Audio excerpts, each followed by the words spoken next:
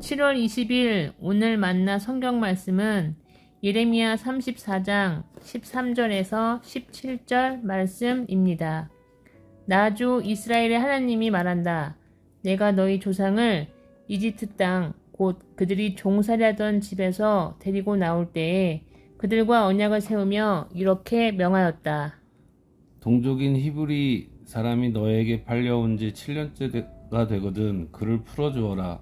그가 6년 동안 너를 섬기면 그 다음 해에는 내가 그를 자유인으로 풀어주어서 너에게서 떠나게 하여라.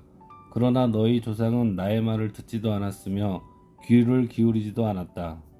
그런데 최근에 와서야 너희 비로소 마음을 돌이켜서 각자 동족에게 자유를 선언하여 줌으로써 내가 보기에 올바른 일을 하였다.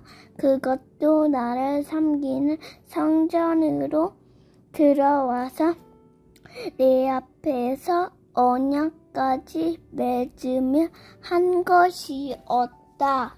그러나 너희가 또 돌아서서 내 이름을 더럽혀 놓았다.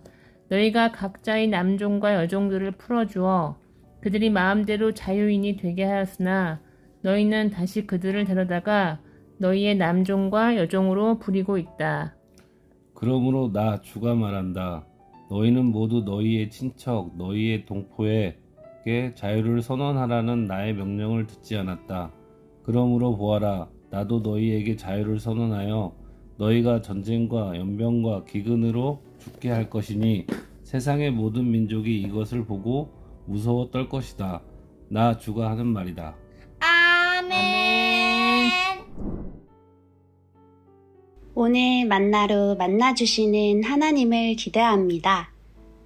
삶을 살아갈 때에 어떠한 목적과 역할을 가지는 것을 우리는 자기 정체성이라고 말합니다. 그렇다면 오늘을 사는 그리스도인들의 정체성은 과연 무엇일까요? 오늘 본문이 말하는 정체성은 무엇을 말하고 있을까요? 본문에 등장하는 이스라엘 백성들은 하나님 나라 백성이라는 정체성을 잊어버렸습니다.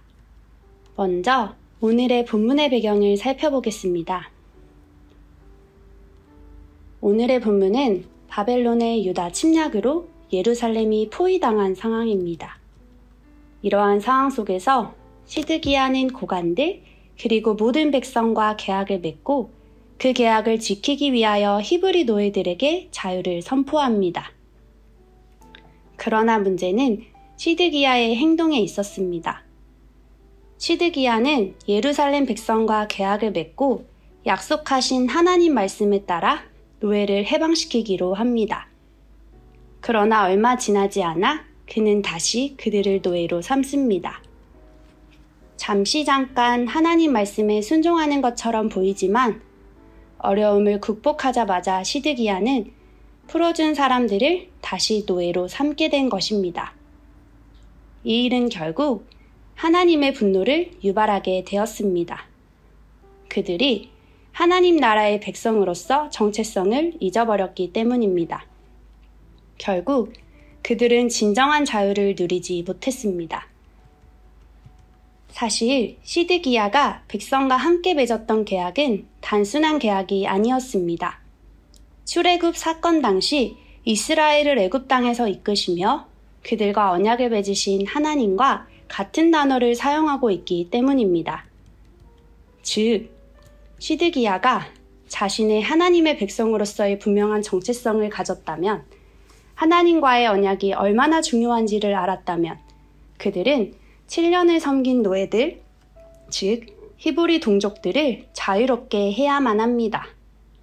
그러나 그들은 정체성을 잊어버리고 하나님 앞에서 잠시 눈 가리고 와웅하듯 돌이켜 약속의 말씀 앞에서 회개하는 척 보이다가 다시 노예 삼는 일을 일으킨 것입니다.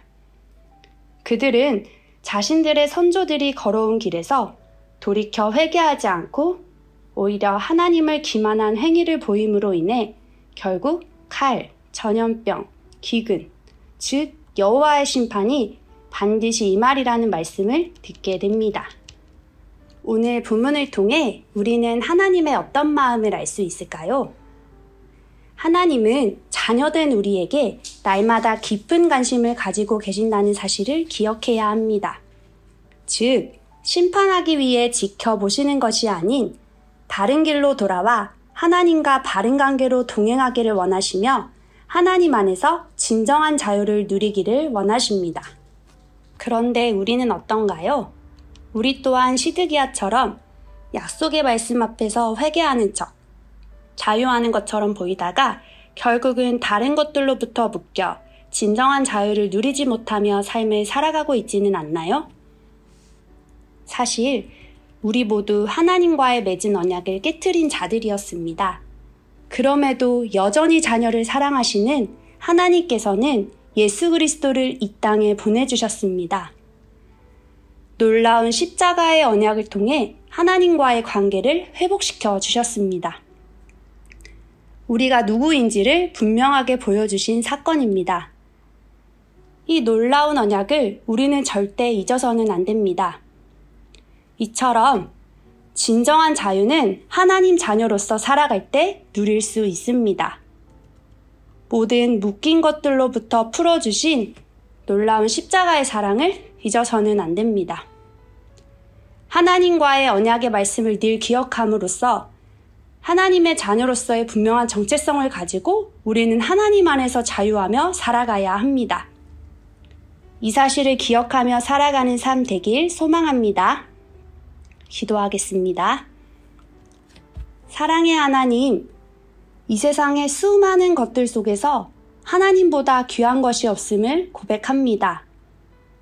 우리의 일생 동안 날마다 하나님 자녀로서의 정체성을 가지고 묶인 것들로부터 풀어지고 하나님 안에서 자유하는 삶 살게 하소서.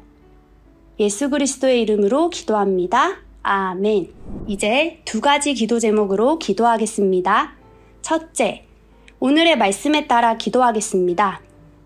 하나님의 자녀로서의 정체성을 잃지 않고 날마다 주님 안에서 자유하며 살아가는 삶 살게 하소서.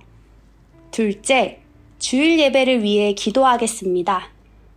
하나님 자녀로서의 정체성을 기억하며 하나님께 온 맘 다해 예배하게 하소서. 이 제목으로 기도하신 후에 개인 기도 제목으로 기도하시겠습니다.